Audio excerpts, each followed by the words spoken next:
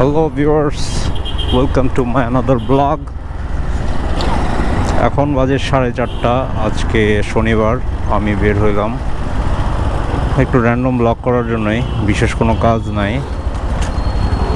এর আগের দিন বের হয়েছিলাম একটা কাজে, যে কাজটা অসম্পূর্ণ রয়ে গেছে। সেটা হচ্ছে আমার বাইকের সাইলেন্সার গার্ডটা বেঁকে গেছে, ওটা ঠিক করতে হবে। এখন পিছনে ফালায় আসছি, এই গ্যারেজটাতেই তো কথা বলছিলাম একটু। হ্যাঁ, ওই যে ইয়ার কথা বলছিলাম না, সাইলেন্সার গার্ডটা বেঁকে গেছে। ওইটা একটু গতকালকে না পরশু দিন আসছিলাম, ওই যে সাইলেন্সার গার্ডটা বেঁকে গেছে, তো ওইটা একটু ঠিক করতে হতো। হ্যাঁ, ওটা কি এখন একটু ইয়া করা যাবে? ঝালাই করতে হবে না, এটা হয়েছে কি বাইকে গেছে, একটু লুজ করে এটা একটু চাপ দিয়ে একটা নাট লাগাই দিলেই হবে আর কি, বুঝছেন?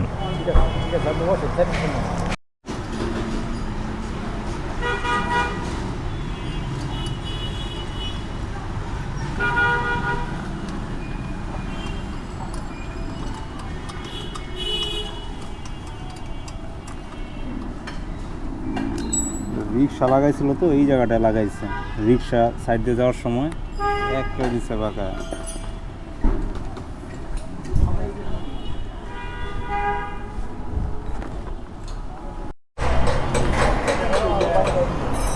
তো এর থেকে বেশি আর অ্যাডজাস্ট করা যাচ্ছে না, একটা নাট লাগাই দিচ্ছে।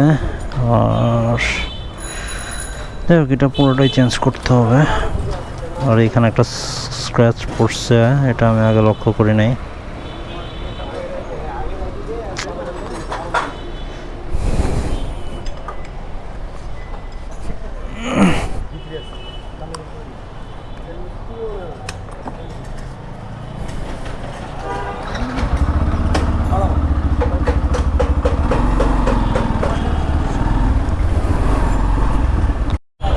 চোর ধরছে, চোর।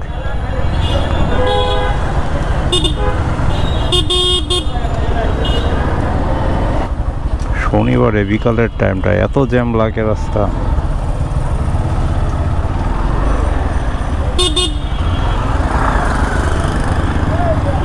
যেই দিক দিয়ে যায় ওই রাস্তাতেই গাড়ি।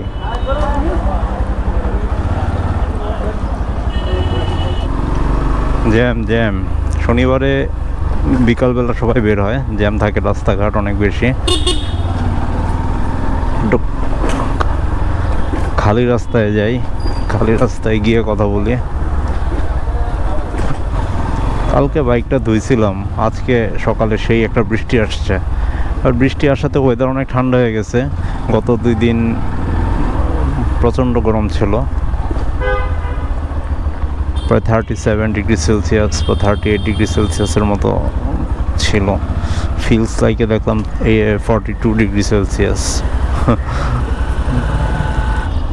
এদিক দিয়ে আসলাম তাড়াতাড়ি যাওয়ার জন্য, আবার এই দিক দিয়েও গাড়ি ঢুকে গেছে।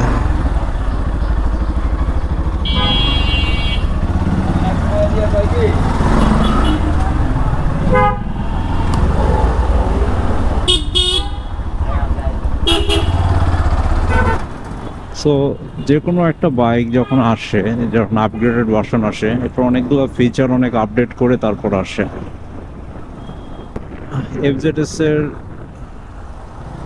ডিলাক্সের আগে যেটা ছিল, ডিলাক্সের আগে BS6 শুধু ছিল। ওইটা সব কিছুই হচ্ছে আপনার এফজেডএস এর ভার্সন 3 এর ফার্স্টের দিকে যে বাইকগুলো আসছে ওইটার মতোই, জাস্ট হচ্ছে ইঞ্জিনটা BS6 দেওয়া হয়েছে। BS6 এর পরে তারপর ডিলাক্স ভার্সনটা আনা হয়েছে, একটু টেল লাইটটা চেঞ্জ করছে, তারপর সাইড স্ট্যান্ডের কাট অফ ইঞ্জিন দেওয়া হয়েছে। এসব কিছু ফিচার আপডেট করে তারপর হচ্ছে ডিলাক্স এডিশনটা আনা হয়েছে, কিছু কুল কালার সহ। তো BS4 আনা হয়েছিল প্রথমে, তারপর BS4 থেকে BS6। তো গ্যাসগুলোকে আরো কিভাবে ফিল্টার করা যায় আর কিভাবে হচ্ছে যাতে কম দূষিত গ্যাস মিশ্রিত হয়, সেটার কথা মাথায় রেখেই BS4, তারপর সেটাকে আরও আপডেট করে BS6 নিয়ে আসা হয়েছে। পরবর্তীতে হয়তো আরও আপডেট করা হবে। আর আরেকটা মানুষের কমন কোয়েশ্চেন থাকে, সেটা হচ্ছে কার্বোরেটর বাইক ভার্সেস হচ্ছে এফআই বাইক, কোনটা ভালো হবে, কোনটা কেনা উচিত, এসব নিয়ে অনেক কোয়েশ্চেন থাকে যে কার্বোরেটর কিনবো নাকি এফআই কিনবো। এখন আসলে কার্বোরেটর বলেন আর এফআই বলেন, দুইটারই ভালো মন্দ আছে। জ্যামটা থেকে বেরোই, তারপর ভালো মন্দ কথা বলি। সেটা হচ্ছে কার্বোরেটর এবং এফআই, এই দুইটা মধ্যে মানুষের কনফিউশন থাকে যে কোন বাইকটা নেবে, সে কি কার্বোরেটর নেবে নাকি এফআই বাইক নেবে। সো কার্বোরেটরের কিছু অ্যাডভান্টেজ আছে, ডিসঅ্যাডভান্টেজ আছে, এফআই এরও কিছু অ্যাডভান্টেজ আছে, ডিসঅ্যাডভান্টেজ আছে। কার্বোরেটর হচ্ছে প্রিভিয়াস ভার্সন, এখন হচ্ছে এফআই হচ্ছে লেটেস্ট টেকনোলজি।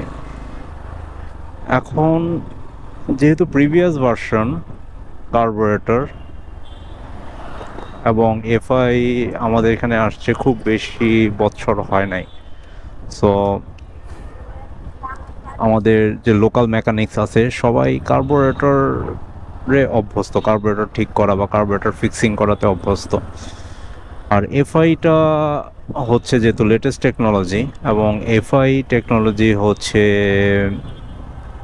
সব কিছু কন্ট্রোল করে আসলে ইসিইউ। সো ইসিইউ হচ্ছে একটা লাইক মাইক্রোপ্রসেসর, যেটা হচ্ছে ওইখানে প্রোগ্রাম করে সেট করা যে ডিপেন্ডিং অন ভেরিয়াস কন্ডিশনস সে ওইটাকে ডিসপ্যাচ করবে, ওইটা ইসিইউ এর কাজ। এবং এফআই টেকনোলজিতে যেটা হয়েছে, এফআই টেকনোলজিতে অনেক ধরনের সেন্সর এবং অনেক ধরনের কমপ্লিকেটেড টেকনোলজি চলে আসছে এখানে, যার কারণে হচ্ছে বাইকের প্রবলেম সবাই ফিক্স করতে পারে না। কিছু টুলসের মাধ্যমে ওই এফআই বাইকগুলা ঠিক করা হয়। এটাই ডিসঅ্যাডভান্টেজ অ্যাকচুয়ালি, যে যারা কার্বোরেটর করবে তাদের কোনো কার্বোরেটরে যদি কোনো সমস্যা হয় সেটা লোকাল মেকানিক্স ফিক্স করে ফেলতে পারবে, কারণ কার্বোরেটর হচ্ছে খুবই ইজি লজিকে করা, যার কারণে কার্বোরেটর ফিক্সিং করতে এতটা প্রবলেম হয় না, এবং বেশিরভাগ মেকানিক্স বা যে কোনো লোকাল মেকানিক্স এটা ঠিক করতে পারবে। আর এফআই যেহেতু এখানে ইসিইউ এর কাজ আছে, সো ইসিইউ এর কাজ সবাই করতে পারবে না, বিশেষ কিছু মেশিনের মাধ্যমে সেটা ঠিক করতে হবে। সো এজন্য হচ্ছে অনেকে কার্বোরেটর বেছে নেয়, যে রুরালি যারা চালায়, যাদের হচ্ছে এত স্কোপ নাই যে ওইখানে ফুয়েল ইনজেক্টরে কোনো ঝামেলা হইলে সে ফিক্স করতে পারবে, এরকম কোনো অ্যারেঞ্জমেন্ট নাই, যার কারণে তারা হচ্ছে কার্বোরেটরটা বেছে নেয়। অন্যদিকে যাদের স্কোপ আছে, যাদের এখানে টুলসের ধারে কাছেই টুলস পাওয়া যাবে বা কোনো ঝামেলা হলে ঠিক করাতে পারবে, তারা এফআই কিনে। ঠান্ডার সময় দেখা যায় যে কার্বোরেটর বাইকগুলো অনেকবার কিক দিয়ে স্টার্ট করতে হয়, অনেক সময় নেয় না, অনেক সময় চোখ টান দিতে হয়, চোখ টান দিয়ে তারপর হচ্ছে তেলের প্রবাহ বাড়ায় তারপর হচ্ছে ইঞ্জিন স্টার্ট করতে হয়, তাও অনেক সময় কাজ করে না। বাট এফআই বাইকে এই ঝামেলাটা নাই, এফআই বাইকে খুবই ইজিলি এটা করা যায়, কারণ হচ্ছে এগুলো সব হ্যান্ডেল করে ইসিইউ। তো সে সব কিছু হ্যান্ডেল করে, সে বিভিন্ন কন্ডিশন চেক করে, এবং বিভিন্ন সেন্সর থাকার কারণে সে নিজেই বুঝতে পারে যে কখন কিভাবে তেল প্রবাহ করতে হবে ইঞ্জিনে। সো এগুলো সব সেই হ্যান্ডেল করে। এটাই হচ্ছে লেটেস্ট, যেহেতু লেটেস্ট টেকনোলজি, এটাই হচ্ছে এফআই এর মজা। এবং এফআই বাইক মোর ফুয়েল এফিশিয়েন্ট, এত এফআই বাইকগুলোতে ভালো মাইলেজ পাওয়া যায়, মাইলেজ নিয়ে কোনো ঝামেলা হয় না।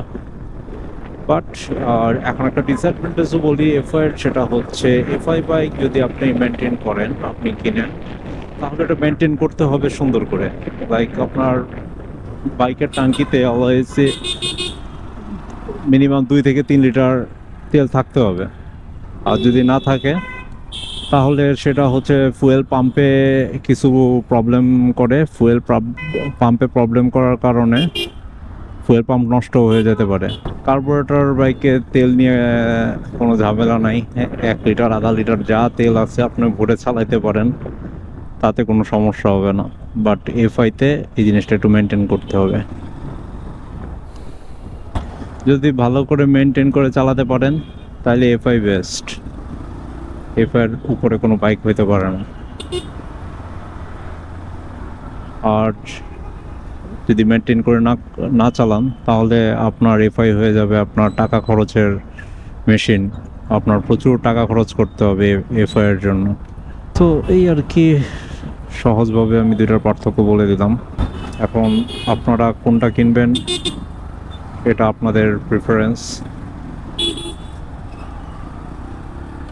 সহজ কথায় বলেই দিলাম, যদি আপনি মেনটেন করে চালাতে পারেন তাহলে আপনার জন্য এফআই ভালো। আর মেনটেন করে যদি না চালাতে পারেন তাহলে আপনার কার্বোরেটর কেনাই ভালো হবে, আর না হলে আপনার অনেক বেশি খরচ করতে হবে। সো আশা করি সামনে আরও কিছু ইনফরমেটিভ ভিডিও নিয়ে আসবো, হয়তো এইসব ইনফরমেশান দিয়ে হেল্প করতে পারবো। সো সামনে এমন কোনো ভিডিও নিয়ে আসবো, ইনফরমেটিভ ভিডিও, যা বাইকার ভাইদের অনেক উপকারে আসতে পারে। সো আজকে এই পর্যন্তই। ভিডিওটি ভালো লাগলে প্লিজ লাইক, ফলো করবেন আমার পেজটা, চ্যানেলটা সাবস্ক্রাইব করবেন। আশা করি সামনে আরও কিছু ভালো ভিডিও নিয়ে আসবো ইনশাল্লাহ। ভালো থাকবেন, সুস্থ থাকবেন। আল্লাহ হাফেজ।